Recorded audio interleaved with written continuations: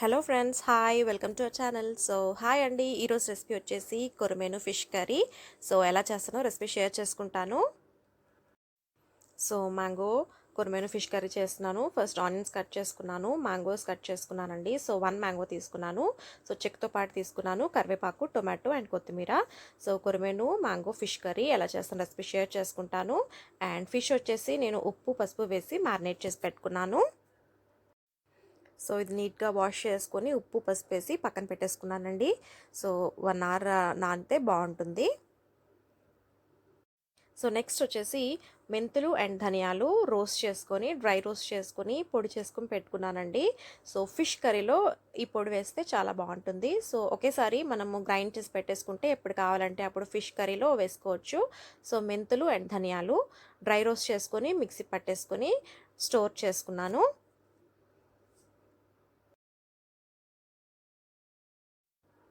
And next వచ్చేసి చింతపండు అండి. చింతపండు ఒక పెద్ద లెమన్ సైజ్ చింతపండు తీసుకొని వాటర్లో నానపెట్టేసుకున్నాను.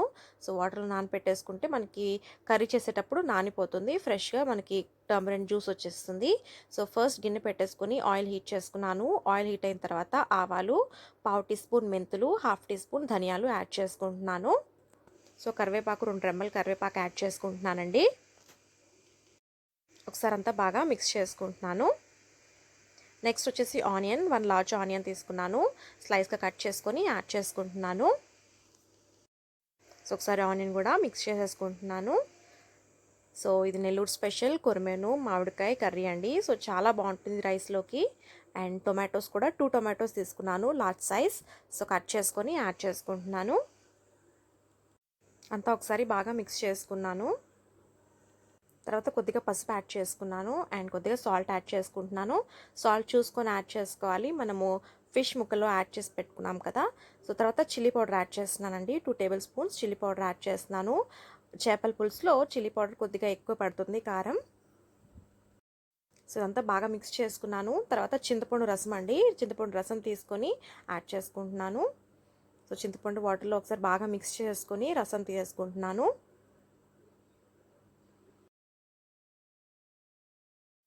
సో ఈ స్టేజ్లోనే మనకి పులుసుకి ఎంత వాటర్ కావాలో అంత యాడ్ చేసుకోవాలి.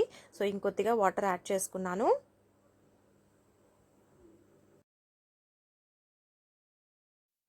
సో చింతపండు రసం యాడ్ చేసిన తర్వాత ఒకసారి అంతా బాగా మిక్స్ చేసుకుంటున్నాను.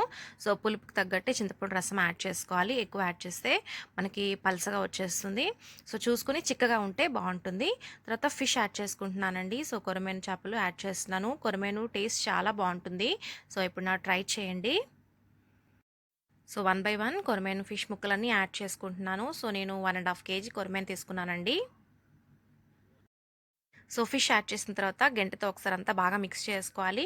తర్వాత ఇంకా గెంట యూస్ చేయకూడదు, సో ముక్కలు చెదిరిపోతాయి. సో మూత పెట్టేసుకొని హై ఫ్లేమ్లో ఒక 10 to 15 మినిట్స్ మగ్గించుకోవాలి.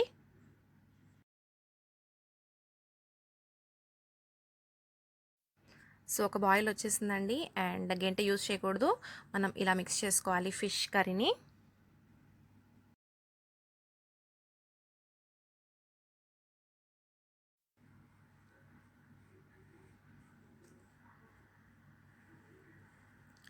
సో ఫైనల్గా నేను మామిడికాయ యూస్ చేస్తున్నానండి. స్టార్టింగ్లో వేసేస్తే ముక్క చెదిరిపోతుంది. సో ఫైనల్గా మనం ఆపే ఒక 5 మినిట్స్ ముందు మామిడికాయ వేస్తే బాగుంటుంది. సో మామిడికాయ యాడ్ చేసుకుంటున్నాను. మామిడికాయ యాడ్ చేసి ఒకసారి బాగా మిక్స్ చేస్తున్నాను.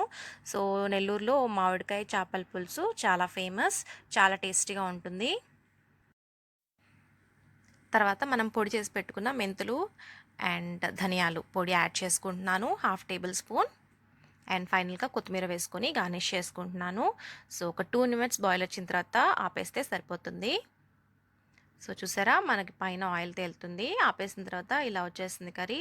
చాలా టేస్టీగా ఉంటుంది, తప్పకుండా ట్రై చేయండి. ఫస్ట్ టైం కనుక ఛానల్ చూస్తున్నట్టయితే తప్పకుండా సబ్స్క్రైబ్ చేసుకోండి. మరిన్ని వీడియోస్ కోసం లైక్, షేర్ అండ్ సబ్స్క్రైబ్ చేసుకోండి. Thank you for watching.